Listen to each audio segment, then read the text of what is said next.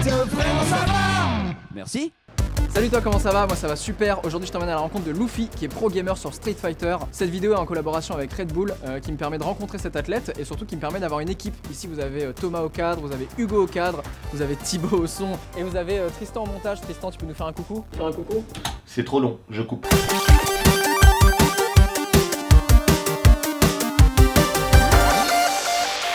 Salut Luffy. Salut Benjamin, comment vas-tu? Ça va très bien et toi? Très bien, merci, bonne année. Bah bonne année aussi. Merci. La santé surtout. Et l'argent aussi, hein, c'est important. Et l'argent. Bon bah je crois qu'on s'est tout dit. Merci à toi. T'es gamer pro. Ouais, Qu'est-ce absolument. que ça veut dire? Je suis joueur professionnel, ça signifie que en réalité je suis rémunéré par des sponsors ou des marques pour effectuer des tournois ou faire des interventions, des représentations, etc. Dans mon quotidien. C'est quoi ton palmarès là aujourd'hui? Alors en 2014, j'ai été champion du monde de Street Fighter 4, le jeu auquel je jouais à ce moment-là. Et là, je suis champion d'Europe. D'accord, que Street Fighter là. Ouais, en fait, quand tu es gamer pro en général, c'est ultra difficile de jouer à plusieurs jeux en même temps, de façon compétitive, parce que le temps que tu prends pour un seul est quand même assez énorme. En préparant cette interview, j'ai regardé beaucoup les interviews à la télé. Ouais. Et je te propose qu'on se fasse une petite interview télé, comme ça on se débarrasse de toutes ces questions-là et on fait un vrai entretien. Super, Ok, c'est parti. nickel. Est-ce que manger des pizzas, c'est devenu un métier? Alors bonjour Luffy, Salut. vous êtes pro gamer. Du coup maintenant jouer aux jeux vidéo c'est un vrai métier? Aujourd'hui, c'est un vrai métier, on peut gagner de l'argent. Ouais. Du coup on peut plus dire à nos enfants que s'ils passent leur temps à jouer aux jeux vidéo, ils trouveront pas de métier. Bah non, tu peux plus, dès lors qu'il y a du salariat, et dès lors qu'on se base sur ça, il y a du boulot, il y a du métier, donc jouer aux jeux vidéo, ça peut vous amener justement jusque-là. Est-ce qu'on peut jouer aux jeux vidéo et lire des livres? Je pense qu'on peut jouer aux jeux vidéo et être également cultivé, ça peut fonctionner. Alors, est-ce qu'on peut parler un petit peu de revanche des geeks? Il paraît que vous gagnez 400 000 € par an. Certains, c'est le cas. Je pense vraiment pour les plus gros streamers. Je pense ceux qui gagnent 400 par an, t'as dit? Ouais. À mon avis, il doit y avoir peut-être les max, grand max, je pense 10. Ok, merci Luffy. Je te propose maintenant qu'on arrête cette mascarade et qu'on passe à des vraies questions. On en a vu des branleurs dans l'émission, mais celui-là il est magnifique. Comment t'as découvert Street Fighter? J'ai découvert Street Fighter au début quand j'avais 6 ans avec la Super Nintendo. En fait, je sais pas, un jour on se promenait à Virgin Megastore avec mon frère et il y avait une compétition. J'ai gagné le tournoi et je me rappelle, hein, j'ai gagné une boîte de pins Sonic.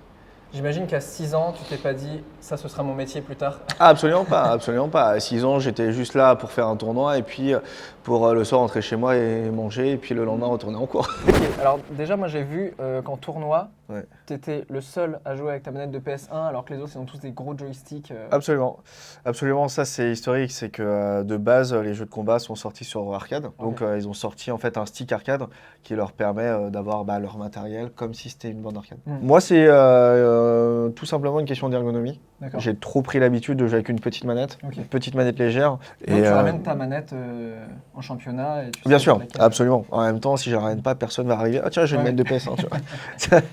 Au départ, tu avais ton boulot et tu Absolument. faisais quelques compétitions. 2009, quand j'ai acheté la PS3 avec Street Fighter 4, j'étais encore étudiant.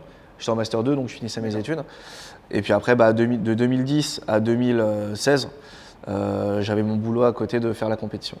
Donc c'était quand même une période assez fatigante de ma vie dans la mesure où je devais vraiment jongler entre les deux, sachant que les compétitions sont le week-end et la semaine je travaillais. Et j'avais des compétitions qui pouvaient être dans un des 4 coins du monde.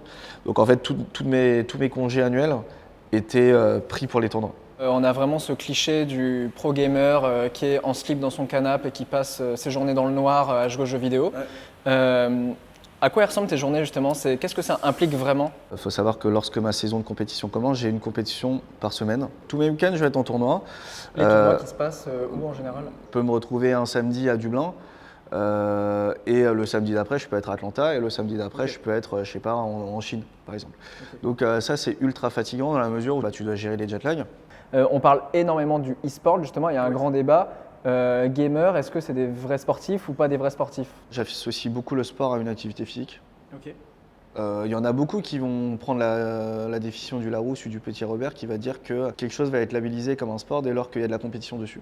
Ok. C'est la définition. Donc c'est très ouvert. Voilà, pour moi l'e-sport ça va être une autre pratique. Je ne l'associe pas du tout au sport. On va tester un premier match Ouais. et je vais tester la technique du j'appuie sur tous les boutons Pas de souci. pour voir si c'est une légende. Ok. Je crois qu'on a tous fait ça, de se dire non mais j'appuie sur tous les boutons et c'est ok. Et on va voir vraiment si tu mets un perfect ou pas. Bah écoute, je vais prendre celui-là. Ok. J'ai un peu la pression. Tu sais, j'ai l'impression de passer un entretien un peu. Là, j'appuie vraiment sur toutes les touches sans réfléchir. Ok, j'ai le temps d'appuyer. Non, ok. Bah, si Super, super. Il va vraiment me mettre un perfect.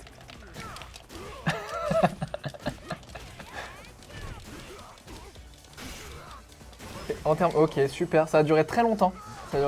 Ouais, 18 secondes. Mais ouais, là en l'occurrence, ça montre que finalement. Ok, j'ai vraiment eu le temps de rien faire quoi. Est-ce que l'expérience paye sur Street Fighter?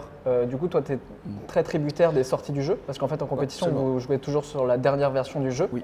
Est-ce que justement, c'est un avantage de jouer depuis 10 ans à Street Fighter ou est-ce que d'y jouer depuis pas très longtemps, c'est l'avantage? L'expérience joue énormément dans ces genres de jeux. Une personne qui aura fait de la compétition sur du Street Fighter durant 9 ans, 10 ans, elle aura une bien meilleure appréhension sur comment atteindre le très haut niveau rapidement. En général, toi, si tu viens de commencer, tu vas mettre beaucoup plus de temps à arriver en fait aux mêmes compréhensions d'options entre ton personnage et le personnage d'en face que quelqu'un avec de l'expérience. Ça joue énormément.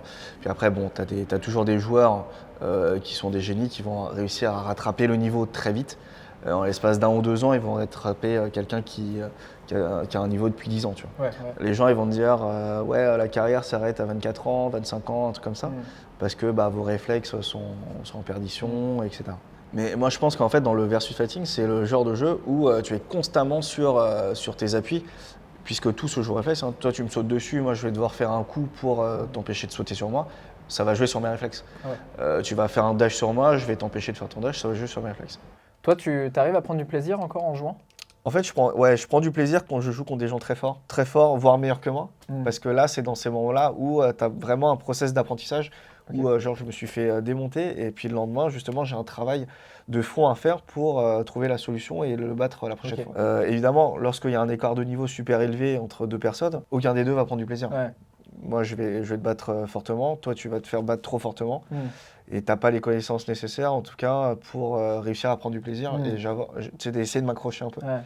Alors que lorsqu'on est à un niveau égal, t'éprouves du plaisir. Est-ce qu'il y a beaucoup de gens dans le monde, mais principalement en France, qui vivent de ce métier-là?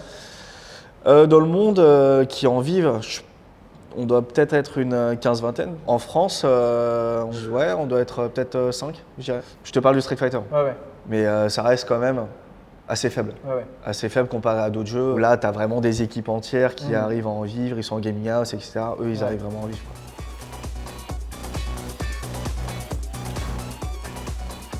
Time over.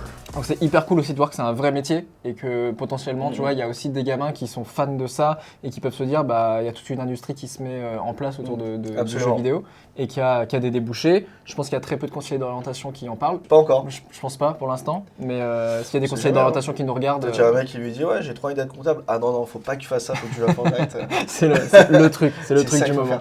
Merci beaucoup en tout cas. Merci à toi. Cool. Merci à toi, c'était cool. Et merci encore une fois à Red Bull aussi, chez qui on tourne, qui a quand même des locaux hyper cool. Salut. Merci, salut. かかってきな。ティアティアああそら昇竜拳波動拳かかってきな。ティアティアああそら昇竜拳波動拳